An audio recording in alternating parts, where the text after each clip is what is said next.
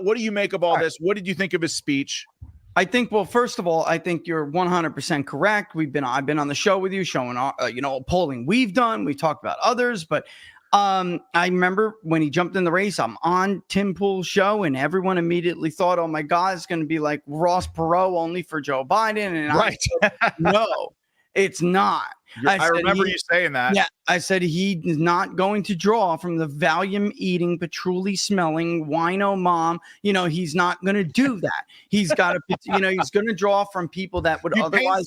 You paint such a vivid picture. I hope people know what I'm talking about. And Valium-eating, wine and you do know. So understand, you do stop oh my God, he insulted me. You know one, I know, we all know who I'm speaking of, right? It's probably your mother, and that's why you don't want to admit it. All right, but seriously, or worse, maybe it's your wife and you don't want to admit it, huh, gentlemen? Come on, so stop sending me those nasty messages. Not my damn fault you saddled up against that. All right, I don't allow patchouli in my home. All right.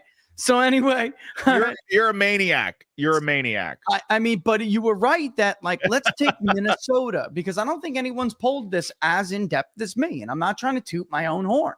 It's just that we're doing it now, by the way. We ask more than just who you're voting for. Who would you vote for of this? We go and we have gone into such great detail, all the way dating back to the primary before Robert Kennedy left the primary as a Democrat. We've been testing things like this. And when you looked at Minnesota, that was an area where he could hurt Biden more. He could hurt the Democratic candidate. And I wasn't sure if that was going to be the case again with Harris on the ticket, but it'll be interesting to find out, because we're doing some different research on that soon. But nationally, we're doing it now. I mean, it all very much and very clearly is lining up to what we suspected and what the evidence is kind of the direction it's prodded us in this entire time.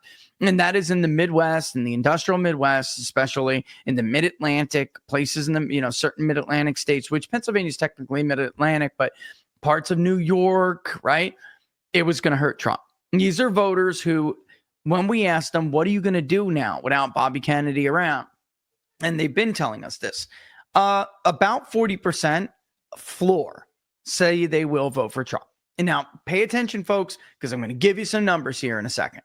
The floor, is about 40. There is a very small amount nationally that say they'll vote for Harris. In some states, it's a little bit bigger, but for the most part, it's not a Democratic vote. In some states, it's nothing. It's not a Democratic vote. And then the other chunk tells us if they can write his name in, they'll write his name in, or they'll just stay home. The writing his name in thing is very small. All right, especially considering his support is small. You got to think we're starting at roughly 5%. So when you're talking about 10% of 5% or 5% of 5%, we're talking about a very small amount of people. They probably won't even write his name in. They'll probably just stay home. Then there's another chunk that will vote for Trump with prodding, which is something we're examining now in a little bit more detail. In other words, there's an organic shift to Trump that is favorable to him over Harris, sometimes 2-1. It's significant. And then there's room to grow with his, if he were to get on the campaign trail, if he was to, and we know, we polled this, I sent you the 4 Freedoms poll before. If Trump was to champion some of the food freedom stuff he talked about in that speech, which I just got to say, for people that left mocks his speech patterns and everything, they're scared shitless when they revert to the maturity level of preteens. Absolutely. Right? Only they're less witty and certainly less funny than when, than a preteen kid, like Rick Wilson. The joke, it's you are the joke, Rick. That isn't funny at all. And all you're doing is showing everyone how scared you are. It's so obvious you're concerned. So basically, there's others that are just lying. You have Larry Sabato with his tiny crystal balls. They're not. It's not significant at all. He knows, as doing what he does for a living, Sean, he knows that's a lie. He's just got tiny crystal balls and he's very angry about it. All right. So I just want to say this, though, about them mocking his speech patterns and everything. That was a fantastic speech. And they know it was a fantastic speech. Sean, that was up there. I'm talking about historically speaking and how well he delivered it. Laura and I were that may be one of the best modern day political speeches in modern history. Like that was really good. Rich, I think so much of it was because like he was authentic, he was passionate, sincere, and you came through. You knew he was telling the truth. And he brilliantly articulated the moment. And when I say you gotta, as a candidate or a Republican incumbent, have to understand the moment that we are in as a country. Yes. Yeah. Like that's it. He gets it. I mean, I have some sound bites. Like listen to how he talks about. Okay, cool. Yeah. Listen to these couple sound bites, and then we'll get back to discussing the historic nature of the speech. It ran a sham primary that was rigged to prevent any serious challenge to President Biden. Then, when a predictably bungled debate performance precipitated the palace coup against President Biden, the same shadowy DNC operatives appointed his successor, also without an election. They installed a candidate who was so unpopular with voters that she dropped out in 2020 without winning a single delegate. My uncle and my father both relished debate. They prided themselves on their capacity to go toe-to-toe with any opponent in the battle over ideas. They would be astonished to learn of a Democratic Party presidential nominee who, like Vice President Harris, has not appeared in a single interview or an unscripted encounter with voters for 35 days. This is profoundly undemocratic.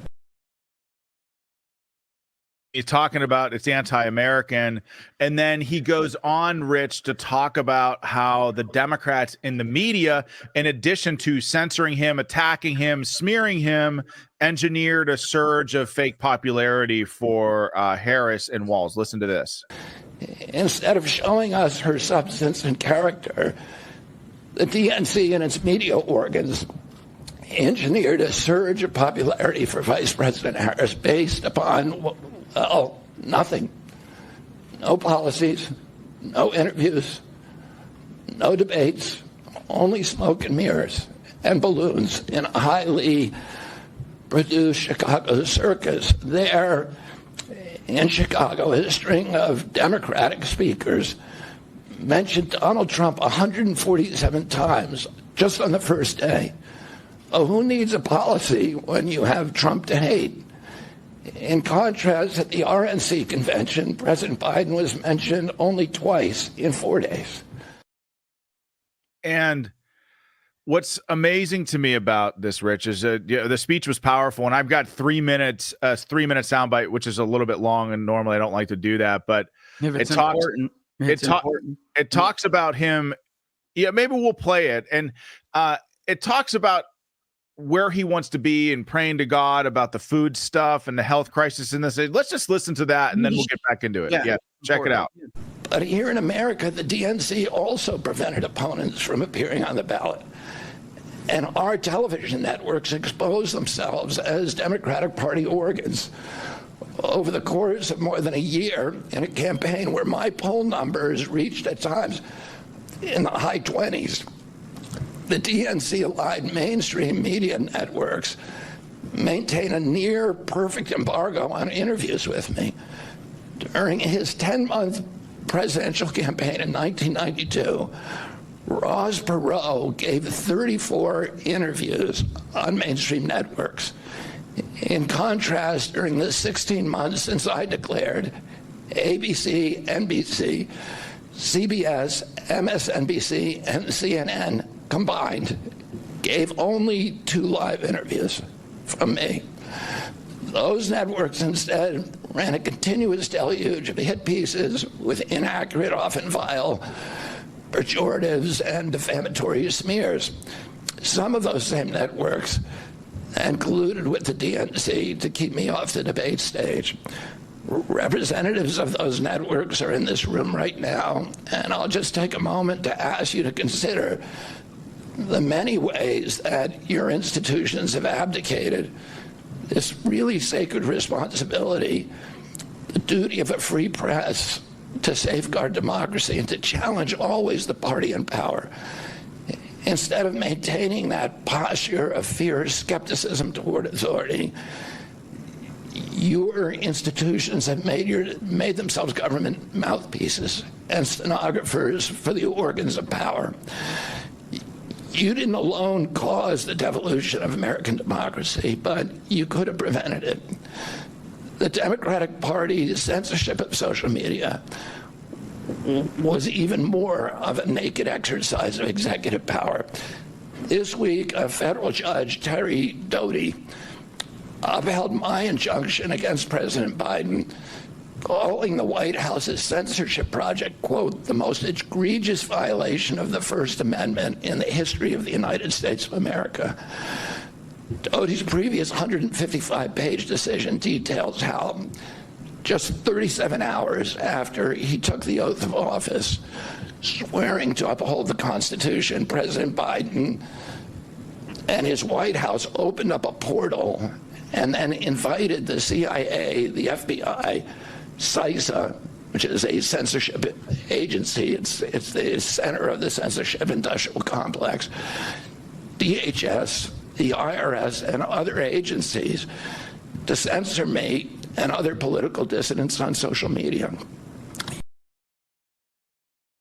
Yeah, that's RFK talking about the media and how it's just so stacked and rigged and how they fabricate narratives out of whole cloth. Rich, RFK and Donald Trump are both seen as outsiders. And that's part of the reason why, and of course, again, we've mentioned that this is going to be different in every state, how RFK affects Trump. But it's hard to have two outsiders in a race, but now they're on the same team. And just because RFK gets out, it doesn't necessarily mean his people are going to break for President Trump. But if RFK is campaigning with Trump and is actively saying, you've got to stick with Trump because this is what Trump represents. And Kamala and Walz, man, they represent an existential threat to this country. I got to believe more people will come over. What do you think? Yeah, I think the floor that we found is surprisingly high to begin with. And I do think that they would just tell us that they're unwilling, period, to vote. I have it shared, and I could just go through. Here we go. All right, this is the food part about it, but in another aspect of this poll, we had zoom in on it. I don't know if you can zoom in on it. Can you? Yeah, probably. Not probably. I can. I just don't know how much bigger it'll get. But what's interesting about this, Sean, is this is the food freedom question, and there are several of them. But if you can notice here, we asked more. You'll see it says different names and considering, right? And we asked about these. And by the way, I'm just stunned by how the positions he was advocating for, how popular they are and with whom they are popular with. I was stunned how much of a consensus. And then we asked people, and not just his supporters, but a lot of these people, if Trump, for instance, adopted this position, would you consider voting for him? If he adopted, or various candidates adopted various positions, what would mean enough to you to motivate you to vote for them?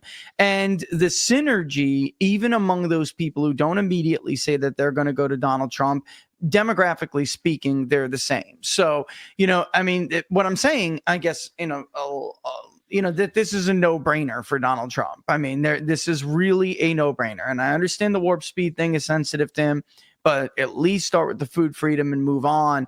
I think too, which before we get into this, and I think too, the biggest part about this, Sean, is that how they react, the media reacted to that speech. He said, you've abdicated your sacred duty to guard to safeguard democracy and to always challenge the party in power.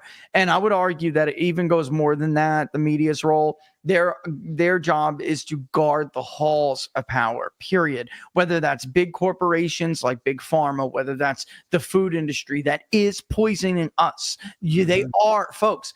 Everything he's talking about with that stuff is legitimate. They are poisoning us. It's not an okay system.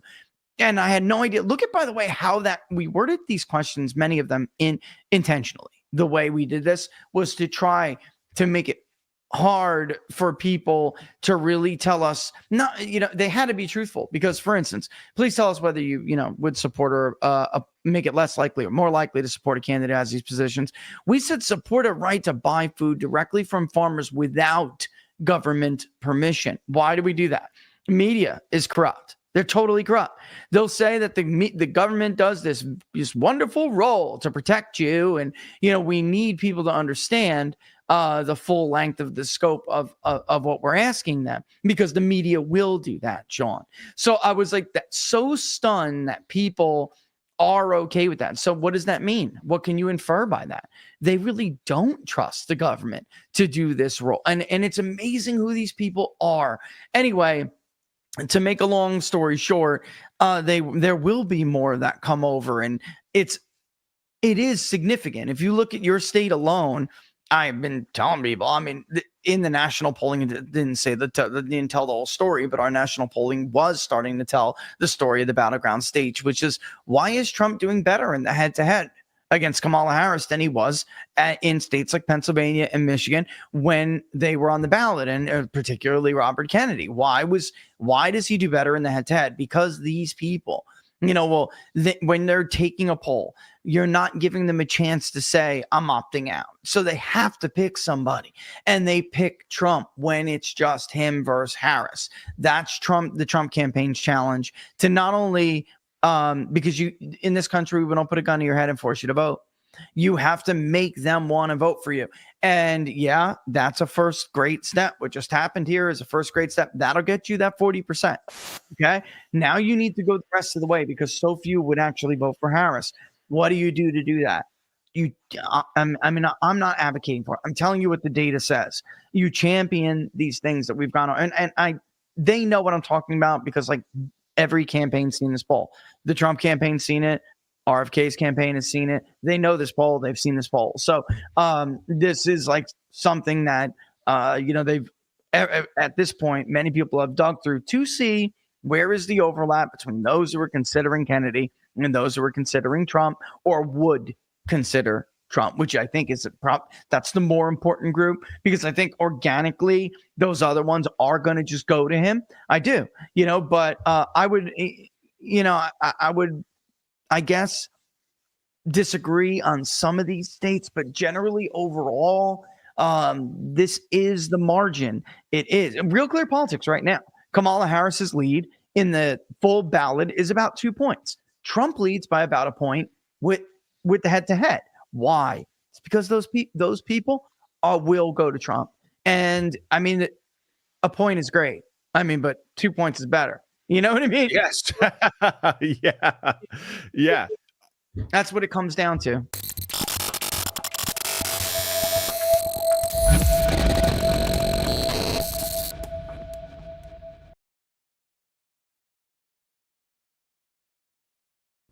Mike Lindell here, and like you, I see our country being destroyed daily. We face massive economic issues, and I can tell you from firsthand experience, there are people in power who threaten the values that have made our country great. Well, I've been a believer in gold and silver for a long time, and I've searched for years for a partner that shares my values. Well, Genesis Gold Group showed me how easy it is to protect your IRA, 401k, or your retirement with gold and silver. Their faith-driven approach to service and stewardship is one that stands out from the rest. To get your free definitive gold guide and get started learning more about investing in gold and protecting your retirement from uncertain times, visit treasureandtrust.com now. Fill out the basic contact form and a member of the team will be in touch. Again, that's treasureandtrust.com, or call 855-625-7760.